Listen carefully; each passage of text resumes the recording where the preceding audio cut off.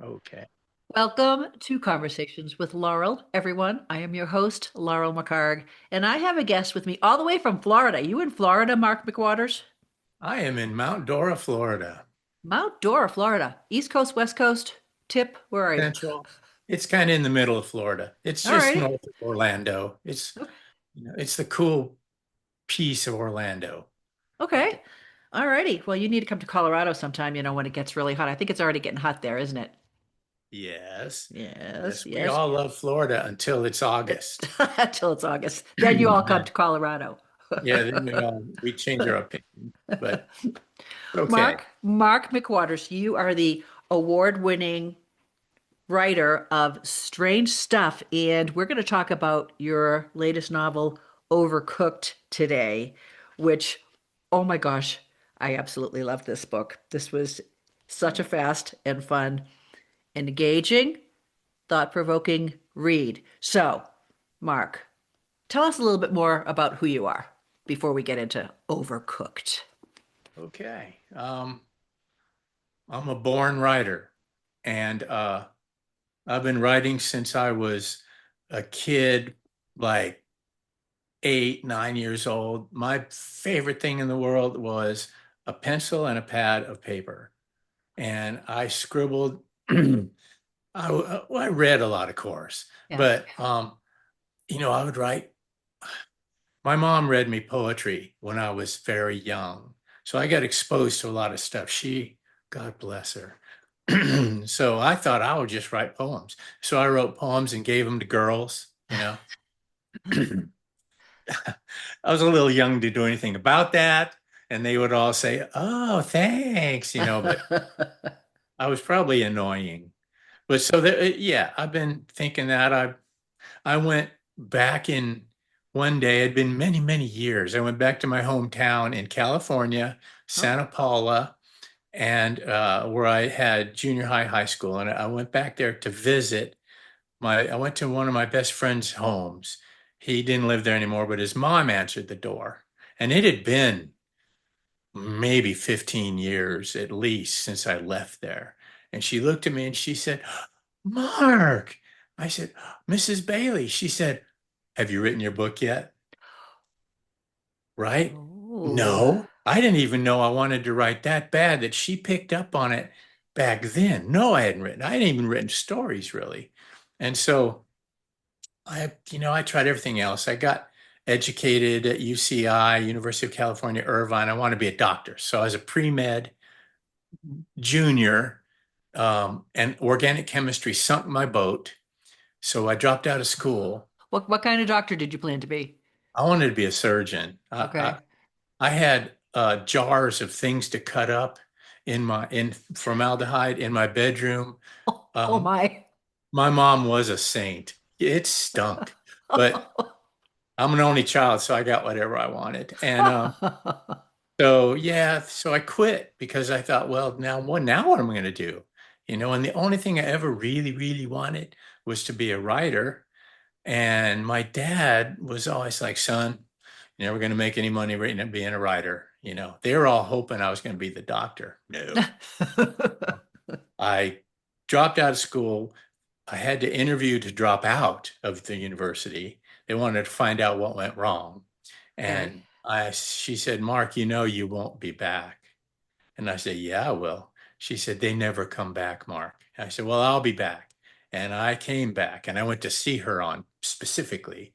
But I needed to get out with a graduate so I could go to grad school. So I did that, went to grad school, went to University of North Carolina, got my MBA up there in creative writing, which is all I ever really wanted to do. And that really started the journey for me officially. So I Officially. got out of there. I tried publishing. I definitely thought I'd be an editor. I've got an MFA. Yeah. Shoot, they're going to want me. So Yeah. I was in Atlanta. There's a lot of publishing there, the big guys, Houghton Mifflin, McGraw, all of them. And I went and I found out, oh, you want to be an editor? Okay, well, first you got to pay your dues. That means you're going to sell textbooks out of the trunk of your car. Oh. That is, Ah. yeah. I said, no, I don't have time for that. So I was watching TV with my uncle. He said, And he said, "Can you write that?" I said, "What?" And he's pointing at a commercial. He said, "Can you write a commercial?" And I said, "Yeah, I think I can write a commercial," because I was an MFA. Yeah, yeah. He said, "I got somebody you need to meet." So he took me in to see the head of McCann Erickson, which is a pretty big ad. They did Coke and everything. They're a big ad agency.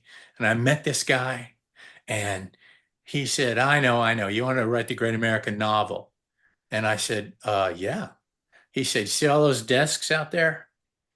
Those are all my copywriters. Every one of them wants to write the great American novel. But in the meantime, you can do ads and you can get as close to Hollywood movies as you'll ever want to get. You'll make a bunch of money. And at the end of the day, you can go home and say, I did this today, and have something to hold up and say, yeah, I made this today." He Okay. said, "You do that, and I guarantee you, it'll get you on your way." And I did. So I stuck in advertising for an author we all have heard of is James Patterson. You Yes. know who that is? Yes. James was creative director at what the hell was it? It's a big one.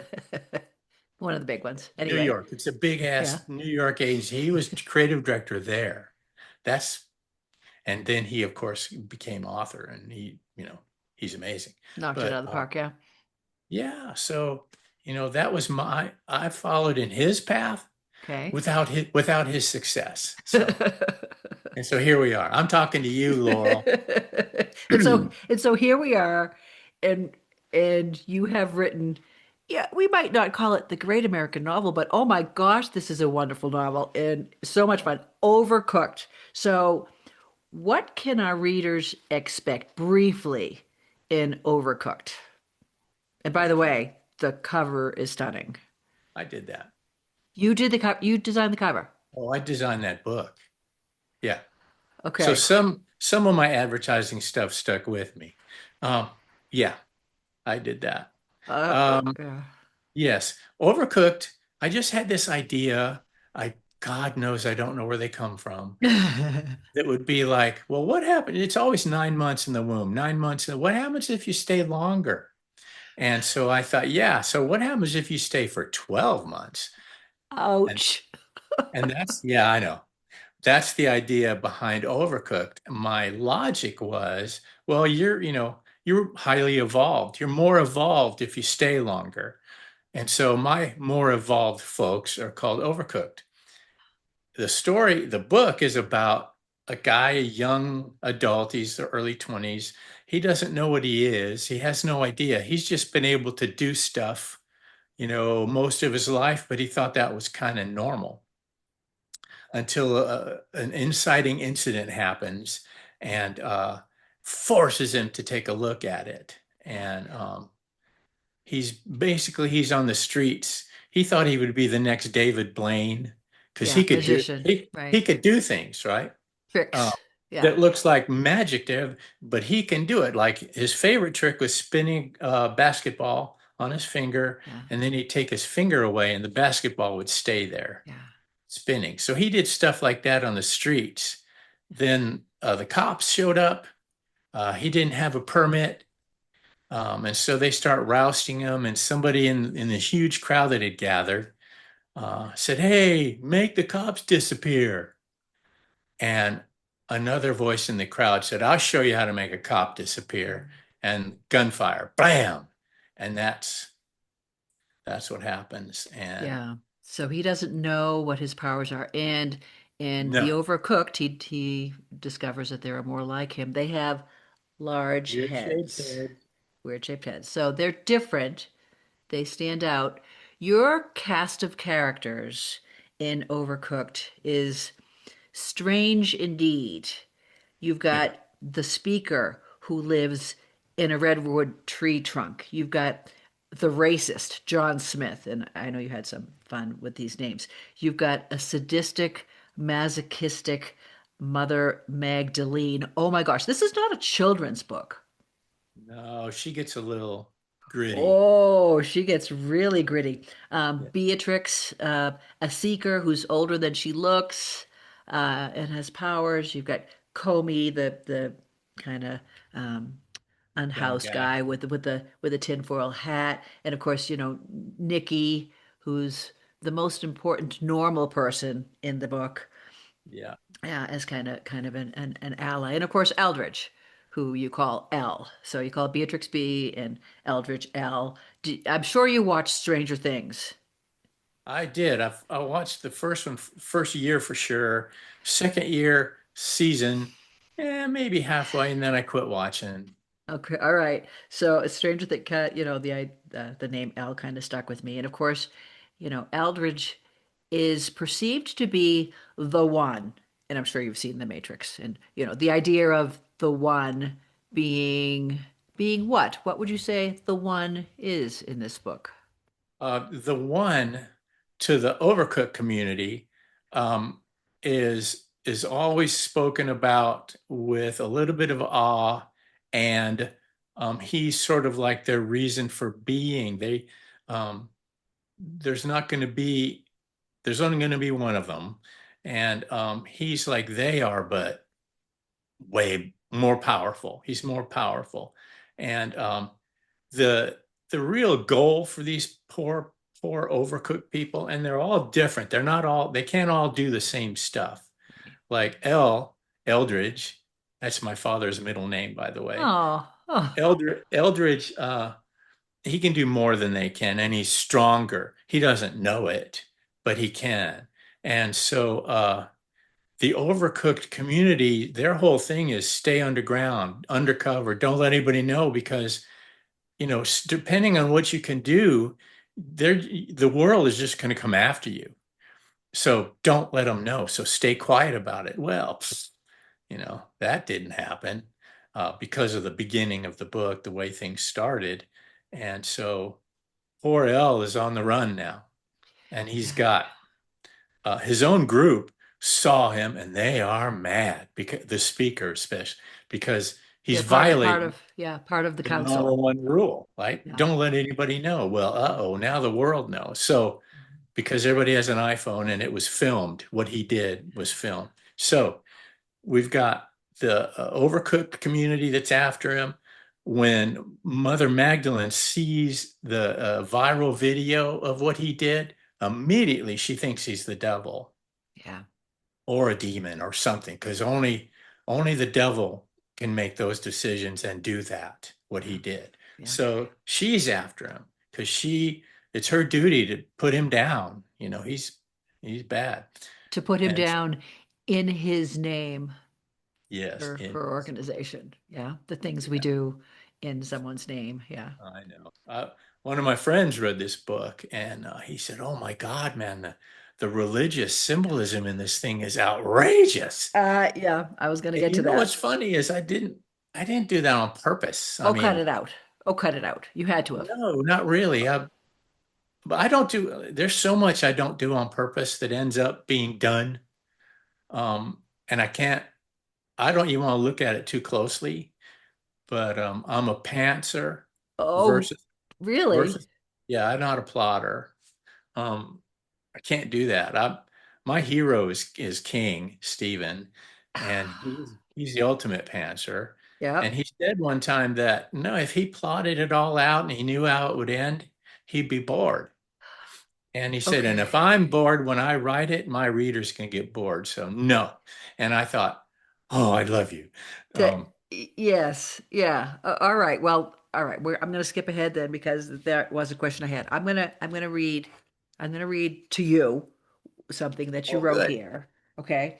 On page 142, the council is together. Okay. And they're discussing L and if he's the one. And so this is the conversation between many members of the council. It is he, isn't it? Beatrix got it right. Impossible. Why now after so many generations? Do not believe everything you see on the internet, my friends. I am in hiding in my own village. I cannot leave my home. The world certainly hears and sees us now, I'll tell you. Silence! So the council, they're all together. I want to look at this line, impossible. Why now after so many generations? Isn't this so this gets to biblical references, and I totally agree with your friend. There are so many. this is like the second coming question, right? Well, I mean, that's how I read it. You've Well, got, no, you're pretty correct. Oh yeah, it's a, it may be a little more heavy-handed than I realized, but well, yeah. no, not if you I didn't, mean, you her know, name is Mother Magdalene, for God's sake. again, Mary Magdalene, Jesus, and of course, there's a lot of discussion about who Mary Magdalene actually was. There are a lot of different interpretations Yeah. of who she was, right? She was either a Mhm. prostitute or she was a, repentant, or Girlfriend she or was a girlfriend, or she was, yeah, all kinds of things. Even Beatrix, and again, you're naming Beatrice from Dante's Inferno. Beatrice is the guide, his guide through so hell. don't. Don't what? Don't what? Don't read into this. Well, no, tell me how brilliant I was, but You were brilliant. thank you. Thank you. It's so much fun. So you must have This had was fun it with was my most ambitious book. Um, okay. because I consciously wanted like three main threads. I wanted to, you read a book and the next chapter is this guy, and then the next chapter is over here in another part of the country. And I really wanted to do that, embrace that from the beginning. And Yes. so it's the first time I really consciously did that. And Yes. with the three main threads, the people chasing him and him himself, and yeah, and then self-discovery, And then the mother, interspersed with the Mother Magdalene chapters, Oh, which just were like just compelling. oh, Yeah. thank you. She's, I like her, Oh yeah. she's a little twisted, but aren't we all a little? She's a lot twisted, but that's okay. Yes. Yes, we all are. And especially people who move to Florida from Yeah, California. trust me. Yeah, we are. And so, I mentioned that this is not a book for children. One of the lines that you have in there, when B is training L about his powers, and again, you get this young kid, he has all these powers. He doesn't know what to do with them. Like many stories of people who are just discovering their powers, they don't know what they're capable of doing, and they have to kind of contain them at some point because otherwise, they can be Yeah, destructive. But she's teaching them how to block out mind readers because the people in the council and these overcooked beings can communicate telepathically, right? And so right. she's talking about. Have you ever watched TV so late so that the station goes off of the air and leaves nothing but snow and white noise? Did they still do that on TV? Because I I don't remember know. that from when I was little, but I don't know if Hey, that's even a thing anymore. I'm. I was gonna say I'm old. I'm mature. How about that? You're Um, more mature. yeah, I definitely remember that, but you know, If young people or read it's this, just when it doesn't work. You remember Poltergeist, oh when yeah, that little girl yes, sitting in yes, front of the yes, yeah, TV and she says, "They're here." hmm Yeah, yeah, snow. yeah, snow, snow, and that noise, yeah. Now I need to find out if they actually still do that on TV. I don't know. So, No, um, air is too valuable. They would never oh, do that now. ah, interesting. When did they stop doing that? When We they can find out realized they could fill every second with paid programming news and news, and right? yeah, and Home Yeah, Shopping Network. right, right.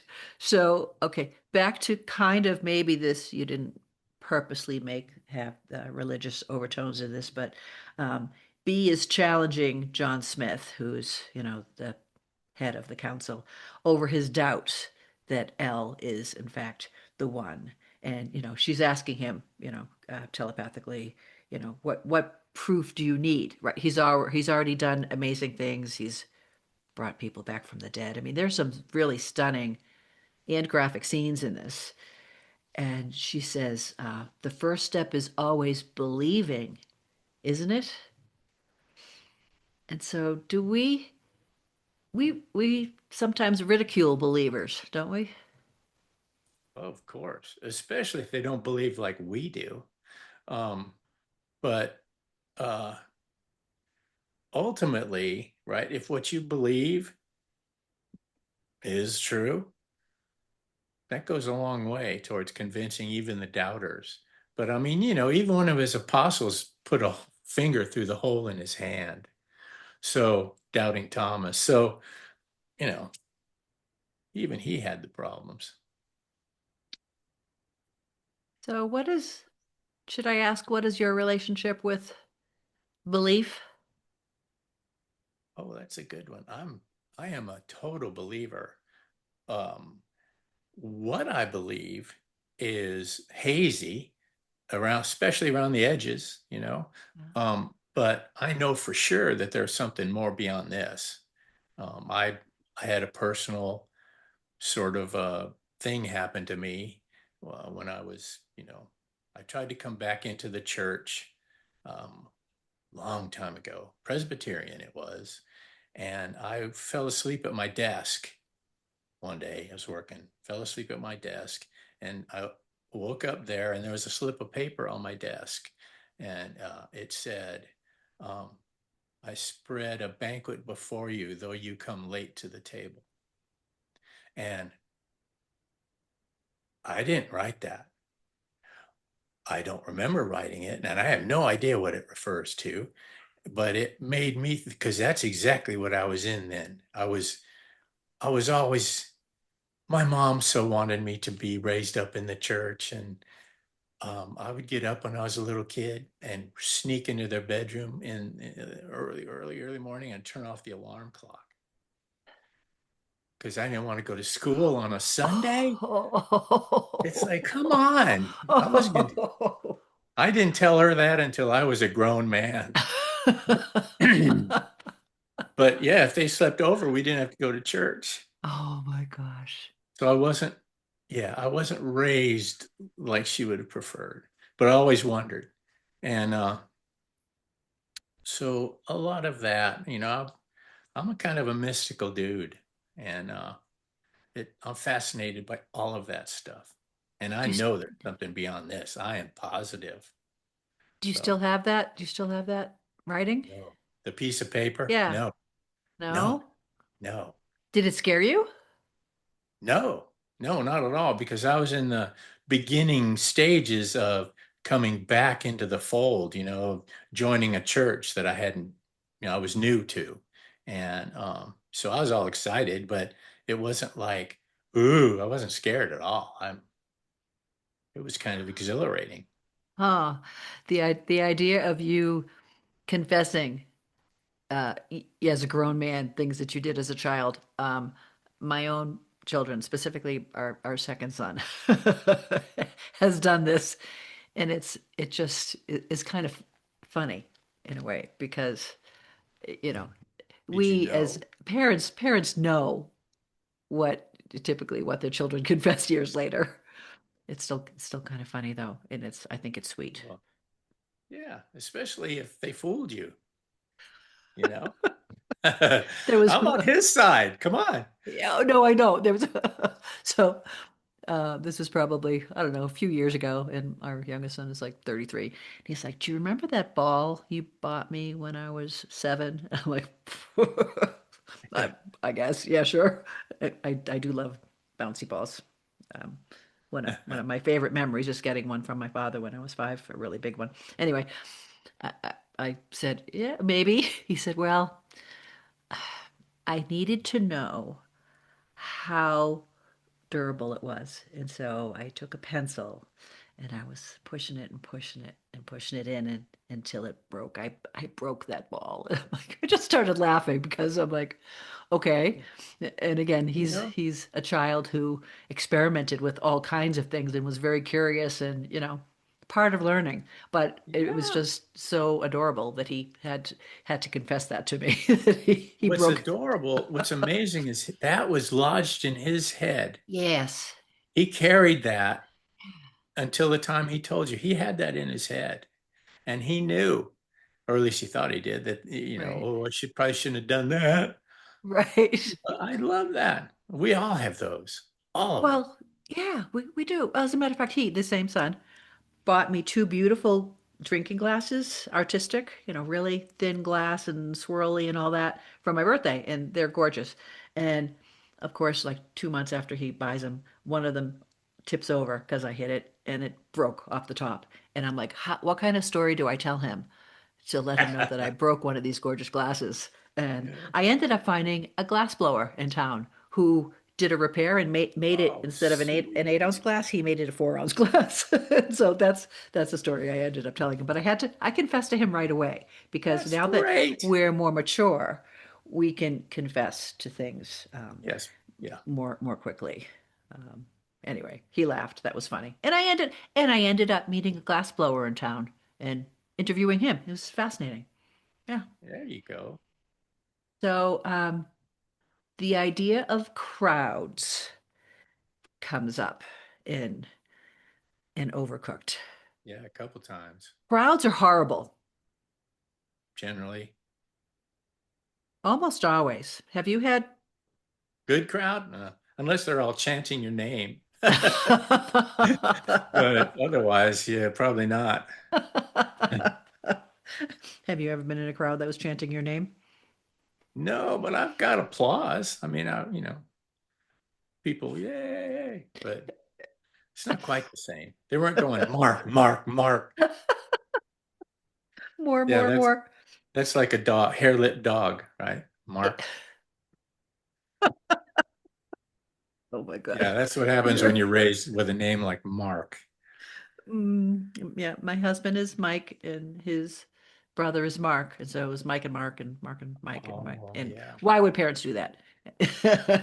Well, I'm one of 5 daughters, and so we all have very different names.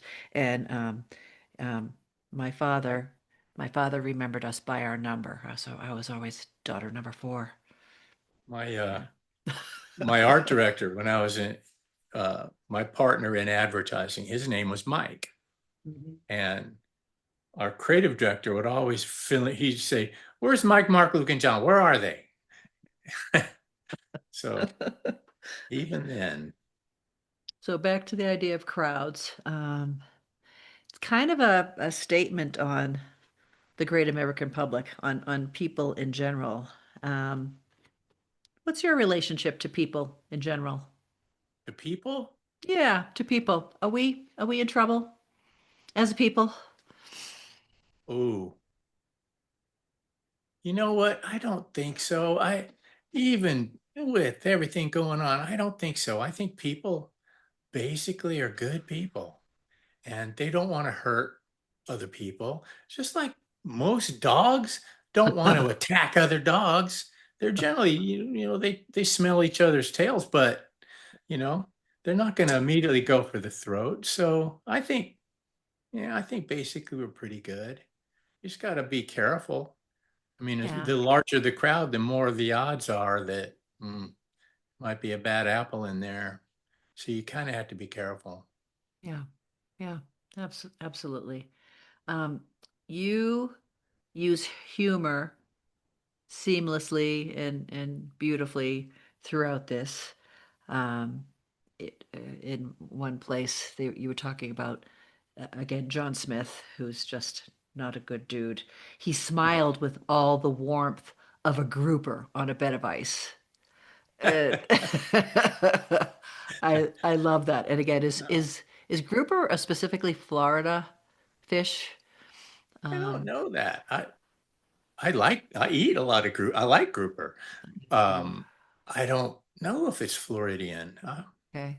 I Got to have it remember. out in the Pacific, wouldn't you Yeah, think? yeah, I think so. I remember going fishing with my second cousin when I was very little. Our whole family would drive from Massachusetts down to Fort Lauderdale, where my dad's Oh yeah. cousin, my second cousin, lived, and he had people with big boats, and we'd go out in grouper fishing, like Nice. way deep sea fishing, and oh man, that was exciting. And fresh grouper, oh my goodness, amazing. I have a marlin on my wall that I caught off of Mexico.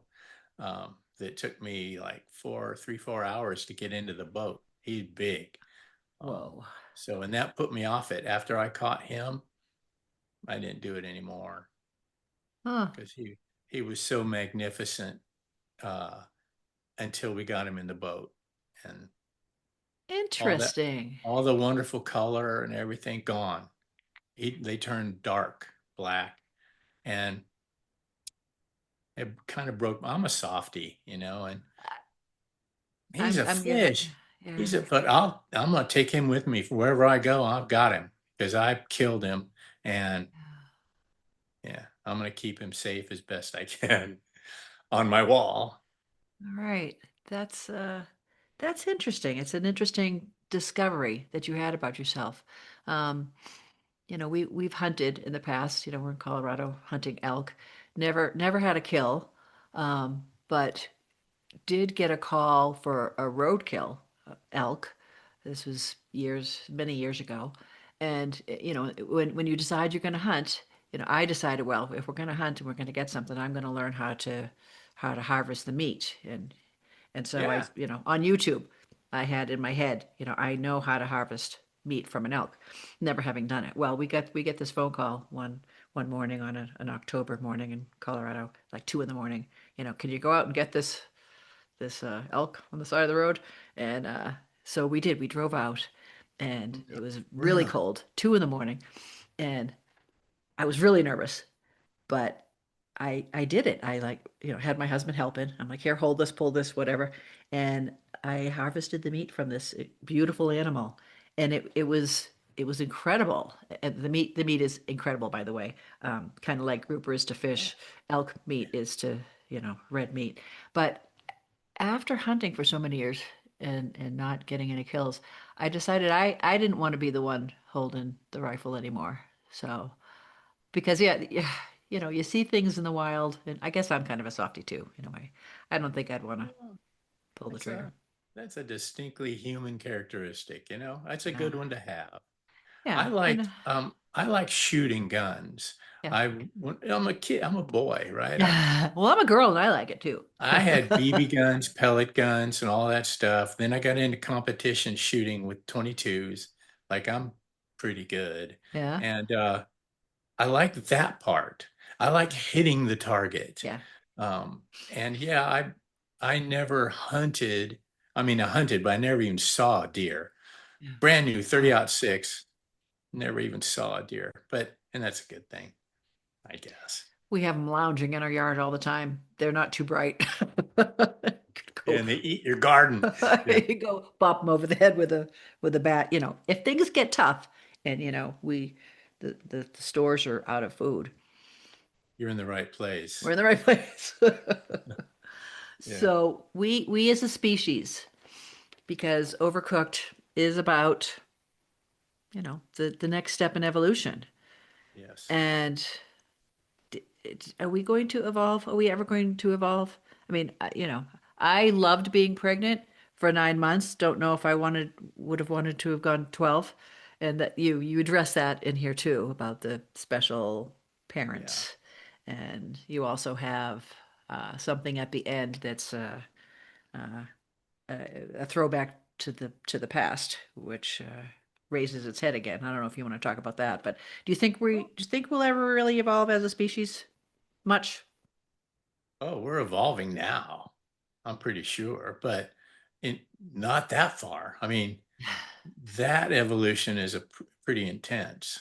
Um, but the those poor overcooked people, what they really want, right? Because it's a pain it's a pain in the butt to hide. Yeah. And they're all their life for generations they've stayed hidden. They don't want to be like that's the I guess the extreme element in the overcooked people. They want to come out. They Yeah. just want to be out. They don't want to be hidden anymore. And so I think that part of the one was going to be their way of, okay, finally, this is going to allow us to come out and we'll be safe. And but yeah, it might not have worked out quite that way. It might not. And do you want to talk about what happens in the end with I the did thing make a that decision. I had to make a decision at the end uh, to kill him or not, Okay, basically. and so before you say anything else, I just want to say that this better be a series Oh man, I um because you might have think you made a decision, but Oh no. I read it as Well, you read it the uh right way. You read it the right way. okay. Um, um, here's the thing. I get an idea and I get very excited and I write it, right? Yeah. And the germ of the idea for Overcooked obviously was happens if you know, stay in there too long. Um, yeah, she called him, in the little write up in the back, it says, "Oh my God, you don't know what you are, do you?" She calls him Overcooked. Um, and so, but I already know, like I already have that idea. I need to take Overcooked to the next stage to write the next one, right? I Yes. don't I don't want to do another Overcooked. Now everybody knows, or supposedly they know Yeah. what Overcooked is. So what's the next? I have to Yes. find something that's like, woo! But um, I've started, like I've got another novel in the works now that is getting me very excited. I need to finish that. I've got a semi novella or other novel that I'm working on that I also think is brilliant, idea wise, Yeah. because I look at one of my fave writers is Crichton, Michael Crichton Yeah. of He's good. Jurassic Park. Yeah. Yeah. He was basically, yeah, he was a doctor, he was a physician, but he was a scientist at heart. And a lot of his stuff is like that. He gets a scientific thing in his head and Yeah. he writes Yeah. something, right? I kind of think I'm kind of like that. I get a sort of an idea in my head and I write a book about it or base a book on it. Or so that's what I do. Because you have there has to be a follow-on to Overcooked. There has to be. You must. Because this is it's not only fun, a fun read, it's also thought-provoking in so many ways. I know. You have to write the I have next to one. write. Are you telling me that you're not yet? I'm not writing it yet. No. I mean, I'm not saying I'm not gonna, but I haven't started it. Because I need to know where I'm going with it. I All need right. to, No, you don't. You're a pantser. yeah, I know. Thank you for reminding me. Don't use my own words against me. Yeah, I love Overcooked because it's my best book so far. Um, so yeah, I like it so much, and there's a lot of me in there. I mean, a lot of me, a lot of the things that happen, like the The guy with commentary. the tinfoil Oh, hat tinfoil hat. guy, and like where Have he you was been living, where have he you was been in? living was right behind my house Okay. in Marietta, Georgia. I mean, yeah, I'm from up in Atlanta. I spent 20 some years there, and so I know Atlanta really well. Yeah. And so that's why it was there. And then they left Atlanta and came to Florida because now I'm Florida and that's where Okay. I'm in now. So I used a lot of that. And yeah, of course I'm partial to it, but got to move on. Maybe I'll Got move it. to Colorado. Maybe I'll write it out there. Yeah, it's pretty nice out here. I'm looking out at mountains right now, and they don't have enough snow on them, but they have a little bit of Uh, snow on them. Yeah. uh, yeah. Mark McWaters. What is next? What are you working on right now? The novel right now, I'm about a fifth of the way through it, quarter of the way through it, is the working title is The In Between. And Okay. it's kind of about my main guy is a gravedigger. Um, and he's like he comes from a long line of gravediggers. And one of his jobs, way more than digging graves, is to make sure that the folks that he interred, the ones that he just buried in his cemetery, um, they are okay, that they get shepherded through to the next phase. And the in between is that it's not heaven, it's not hell, but we all go through the in between. as the next step. And so that intrigued me. And so I read up all about gravediggers and how you dig a grave and stuff like that. So, and so he's sitting there, he's got his dog. I love dogs. I put dogs and everything. Um, his dog is named Digger.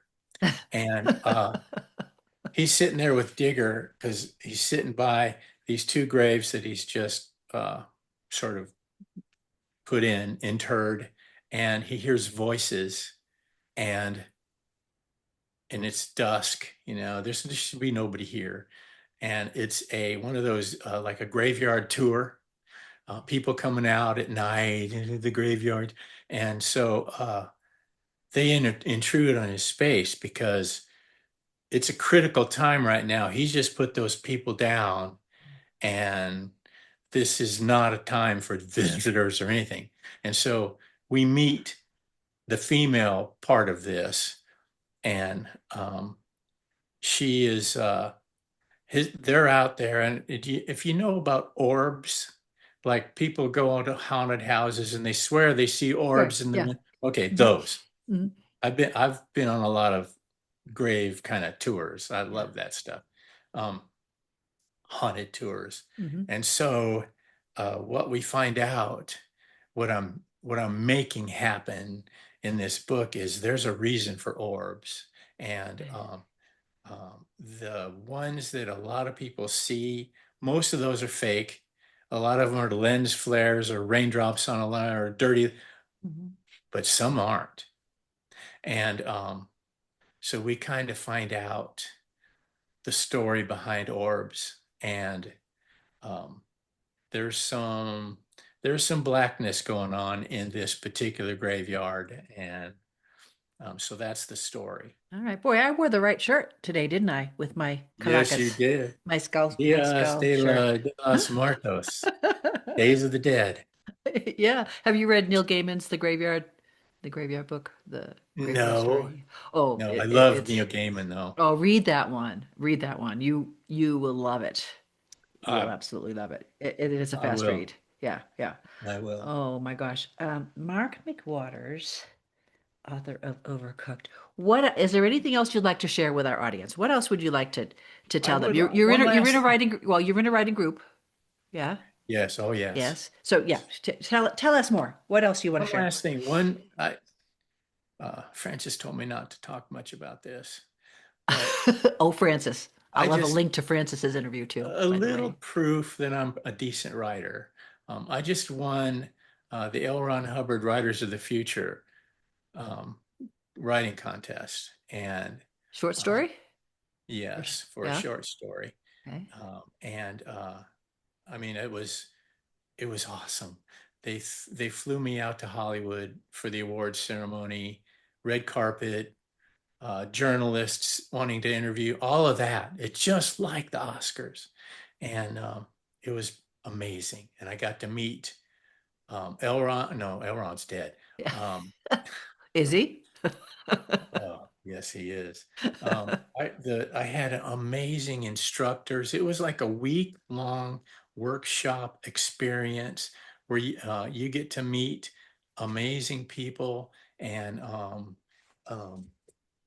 okay, this, There's the oops, book. Okay. this is Okay. this is the book, Yeah. right? And Writers there of the are Future. Orson Scott Card. I met him. Do you know who he is? He No. wrote Ender's Game. Oh, yes. Okay. I didn't recognize the name. I read Ender's Game, oh gosh, years ago. Loved it. Yeah, right. And it's all about This is all about sci-fi and fantasy. If Okay. that's your gig, this is a book for you. So All right. I'm in there, and it came out of the blue. I entered this contest with my story, Ghost Dog, and Okay. um, so I get a phone call. It's from L.A., and I'm going, I don't know anybody in L.A. I didn't answer it, and it came back again, and I'm like, these people are like persistent. Nah, forget, no. And then they left a message, and the woman on the other end was with Writers of the Future, and she said, Mark, answer your phone. It's good. It's good news. And so that's how my journey started with that. And so Wow. what that did, okay, what that Yeah. did for me is it's affirmation from some pretty skilled people that, hey, you know what, you're pretty good at this. And how many of us get that? Not a lot, right? You know this. This is a hard thing that we do. And when you put your stuff out there, right, Mhm. and it just Yeah. sits there, nobody reads it. I mean, come on, there's a kabillion of them every month that go Yeah. out on. And but then all of a sudden, you get something like this from some pretty amazing people. Like I was one of the guys that's working on the second and third Dune Yes. books and movie. Was Uh, there? he was there. Yeah. Um, Tim Powers he was there all week with me, and he wrote on Stranger Tides, which was a Pirates of the Caribbean movie. And so these folks are good, man. I mean, What an and honor. they, What, I mean, how exciting. Holy I mackerel. know, right? Yeah. Everybody should do it. Take I a mean, chance, right? Submit your stuff. and you know what? I'm cheap. Okay. So there's no entry fee.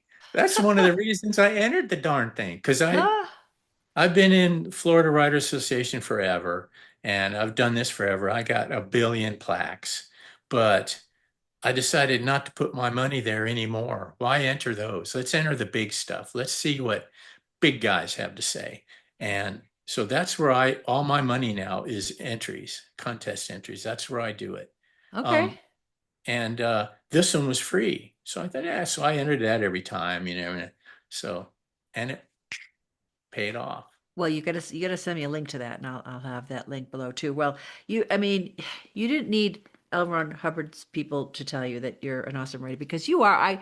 I love this, and you're gonna have to thank Frances Height, author of several Oh, books, including West Texas Dead, which I also loved, and I interviewed her. Thank her that's a for good one. Oh, introducing you to me because this was really, really fun.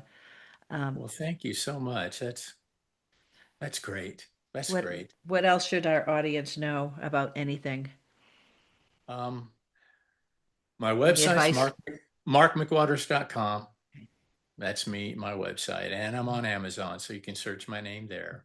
Mhm. Um, and to the writers out there, because I'm in a really awesome critique group. I'm in two. One of them is the older one, and man, these kids are good. There's some, and you can, if you're with a group long enough, you'll see them get better. Yeah. You know, how awesome is that? That is, and I love it. I love that. Now you need a group. You got to have a critique group because it will force you to write, right? If you're into one of those, it's a pure critique where you have to put stuff in, Yeah. right, to get it critiqued. Right. You're going to want to write, and you're going to want to write to have stuff critiqued. Otherwise, why are you here? Hmm. And that was motivation enough for me. It made me write. I got a ton of short stories just because of that group. Hmm. So yeah, And everybody. you have to have a tough skin, don't you? Yeah, but I'm an ad guy, right? I sat on the other side of the desk with people that showed me their portfolios of work, right? And I remembered when I was in that chair and I appreciated truth, right? Mhm. I didn't want it to be sugarcoat. I didn't want them to say, well, yeah, you have some interesting stuff. No, that didn't do you any good. No, it doesn't If you're help. serious, if you want to be good, you got to hear it. So when they say, your voice isn't very good here. Well, if you take that around and five out of six people say, yeah, your voice, you better listen. And so that trained me. Of course, I want to be great. And I love the good input. I love your input. Mm-mm. But, I can take the bad because I want to get better. I want to get better every time. I'm better.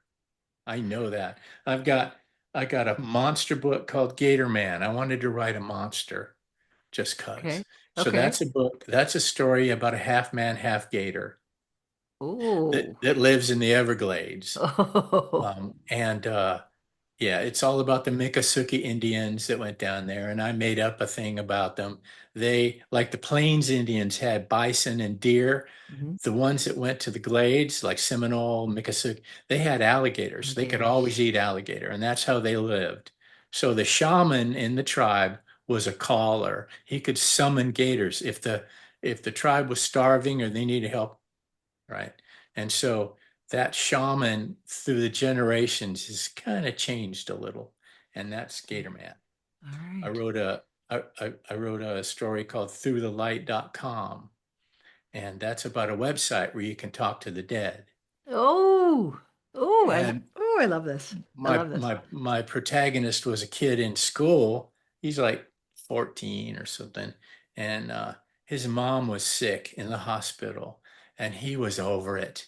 I mean, they're in Mm, there all the time, and she's just in that bed with all the mm. stuff, and he got up to the bed, and she's out, and he says, "Why don't you just die already?" And he runs out. Well, when he recovers and he comes back in, she did, and it messed him up. And so Oh, when he's in school, the school witch, she's a Wiccan in okay. that book. And I'm also writing the sequel to that book. But um, everybody's afraid of her, right? Because she's a witch. I mean, she's gothic. They don't know what she's up to. And she comes up to him in school, and he backs up, and he's like, "What?"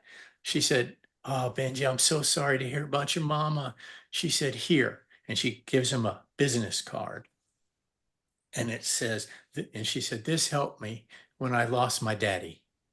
And it says, throughthelight.com, talk to loved ones who've passed on. Oh, don't say anymore. I love it. I love And that so idea. yeah, so he did that one, and the last one, um, let's see, that was oh no, Overcooked is my first real big one. I have Strange Trips, which is an anthology of some short stories I've got, Okay. and All those right. are all Amazon. Okay. Back to gators. We have a gator farm in Colorado, believe it or not. We do too. Yeah, you have lots there. But yeah, That's amazing there. How can it they do? is. They can do that because we have hot springs. And the way Oh, it started was this hot springs area down about an hour and a half south of where I live, and I've passed this a million times. Gators, on a big tractor, and I'm like, yeah. no way.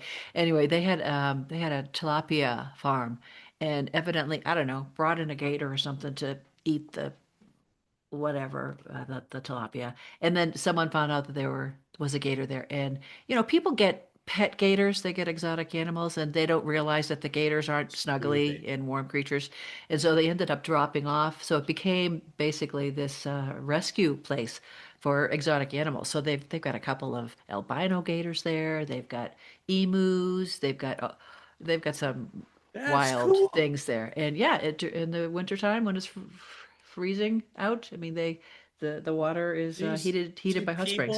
people are basically good. Okay. Even when they're stupid and they get gators when they shouldn't. I want a baby gator. They didn't cook them and eat them. They dropped them off. I know. Mark McWaters, author of Overcooked and many more books, to which I will have the link below. I'll have the links to all your stuff below here. People out there, get his books. Give us a thumbs up and subscribe to my channel first Oh, while nice. you're still thinking about it. And Mark, thank you for spending this time with Oh, us. And this thank you. really is a fun, engaging, thought-provoking read. And I'm going to await the next evolution in this series. Okay. You have to All do. right. It's on. It's It's on. on. And you'll be the first to know when I get it done. Thank All you. right. Mark McWaters, thank you and keep being awesome. Thank you. Oh, same to you, Laurel. Same to you. Thank you. Have a great day. Bye. Bye-bye.